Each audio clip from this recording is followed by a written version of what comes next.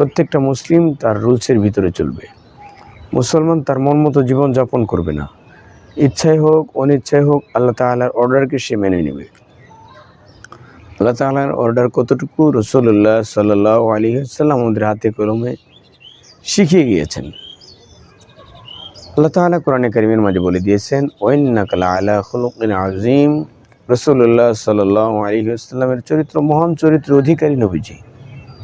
আল্লাহ তাআলা ঘোষণা দিয়েছেন নবীজির আদর্শ উত্তম আদর্শ।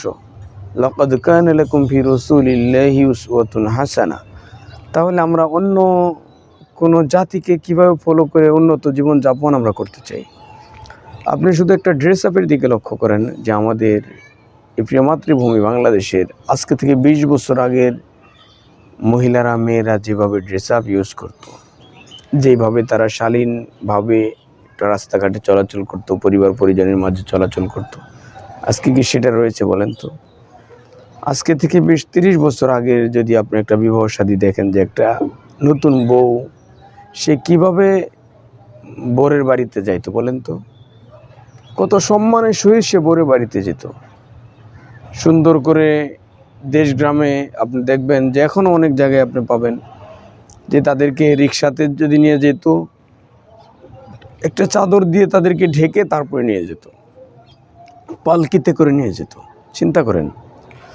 ইভেন তারা নতুন বরের বাড়িতে যখন যাইতো, যাওয়ার পর এত বড় একটা ঘোমটা দিয়ে দিত যে আশপাশের মহিলারা পর্যন্ত এসে তার চেহারাটা দেখার জন্য মাথার ঘোমটাটা খুলে তাকে দেখতে হতো। তার কি একটা কদর ছিল, মর্যাদা ছিল। আজকে কি সেটা খুঁজে পাওয়া যায়? তাহলে এই অধঃপতনটা কেন হচ্ছে? সামাজিক নৈতিক অবক্ষয় কেন হচ্ছে? একটা ড্রেস আপ মানুষের কত গুরুত্বপূর্ণ একটা বিষয় বলেন তো। এজন্য আমাদের সমাজে নারীরা মহিলারা অবশ্যই তারা চলাচল করবে। কেন চলাচল করবে না? স্কুল কলেজ ইউনিভার্সিটিতে যাওয়া আসা করবে, তারা যে কোনো ধরনের বিজনেস আইডিয়াকে তারা ডেভেলপ করতে পারে, তাদের কর্মক্ষেত্র নিরাপদ হতে পারে, তাদের চলাচলের পথ নিরাপদ হতে পারে। কিন্তু এজন্য একটা ড্রেস কোড মেইনটেইন আপনাকে করতে হবে। সেটা কি? রাসূলুল্লাহ সাল্লাল্লাহু আলাইহি ওয়াসাল্লাম যেভাবে আমাদের শিখিয়ে গিয়েছেন, আল্লাহ তাআলা আমাদের যেভাবে শিখিয়েছেন, অমন ড্রেসই আমাদের পরতে হবে। পর্দা মুসলমানদের জন্য, পুরুষ এবং মহিলা উভয়ের জন্যই পর্দাকে আল্লাহ তাআলা ফরজ করেছেন। পুরুষ কতটুকু পর্দা করবে, নারী কতটুকু পর্দা করবে, সব বিষয়গুলো স্পষ্টভাবে আল্লাহ তাআলা বলে দিয়েছেন। উল্লিল মুমিনিনা ইয়াগুদ্দু মিন আবসারিহিন্না, এখানে আল্লাহ তাআলা বলেছেন। এই আয়াতের মাঝে আল্লাহ তাআলা পুরুষ এবং নারী উভয়কেই তাদের দৃষ্টিকে অবনত রাখার ব্যাপারে বলেছেন। তাহলে এখানে কিন্তু আপনি আপনার মনের চাওয়া মতোই জীবনযাপন আপনি করতে পারবেন না। এজন্য আপনাকে ইসলামের ড্রেস কোড মেইনটেইন আপনাকে করতে হবে।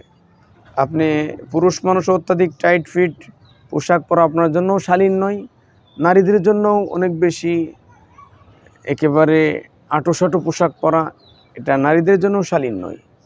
এজন্য আমাদের সমাজের নারী জাতি যারা রয়েছে তাদেরও উচিত ঢিলে ঢালা সুন্দর পোশাক পরিধান করা, আবার পুরুষদের জন্য উচিত ঢিলে ঢালা পোশাকই পরিধান করা। এটাই নবীজির সুন্নত। এই জন্য পর্দার কোনো বিকল্প নেই নারীদের জন্য।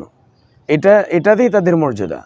আর যে সমস্ত মানুষরা নারীবাদী মানুষ হিসেবে পরিচিত সমাজে, তারা মেয়েদেরকে অধিকার দেওয়ার পক্ষে তারা স্লোগান দেয়, কিন্তু এটা আসলে তাদের অধিকার দেওয়া হয় না, এটা তাদের কাছ থেকে অধিকার হরণ করা হচ্ছে। একটা নারী হলো সুন্দরের ভূষণ।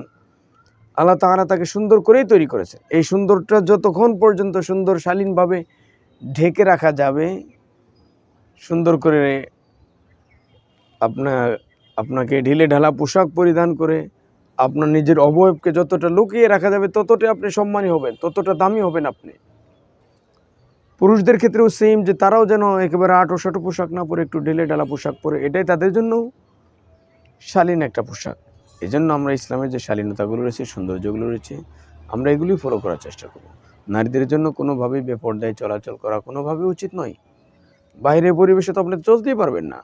আপনার ঘরের পরিবেশেও আপনাকে একটা নির্দিষ্ট একটা ড্রেস আপের ভিতরে থাকার জন্য বলা হয়েছে।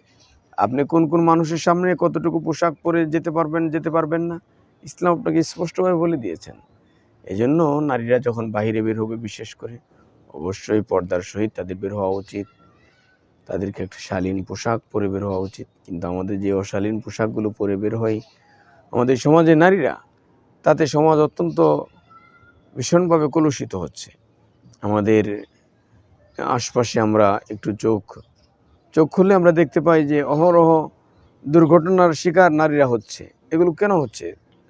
এটা যেমন কিছু পুরুষ মানুষ রয়েছে যাদের চারিত্রিক দোষ ত্রুটি রয়েছে, নারীরাও রয়েছে যারা পুরুষদেরকে খারাপ করার পক্ষে, তারা তাদের শরীরের অবয়বকে তাদের সামনে উপস্থাপন করতে চায়। এই জন্য একটা শালীন ড্রেস আপ পরা আপনার জন্য অত্যন্ত জরুরি। এটা আপনার উপর ফরজ আল্লাহ তাআলা করে দিয়েছেন।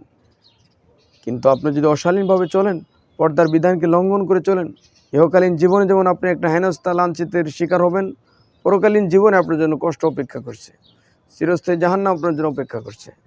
এই জন্য ইহকালীন কল্যাণ এবং পরকালীন মুক্তির জন্য নারীদেরকে অবশ্যই পর্দার ভিতরে থেকেই তার জীবন আচার আচরণ, স্কুল কলেজ ইউনিভার্সিটি শিক্ষা প্রতিষ্ঠান থেকে শুরু করে কর্মস্থল পর্যন্ত সকল ক্ষেত্রেই তাকে পর্দার বিধানকে মেনটেন করেই চলা উচিত।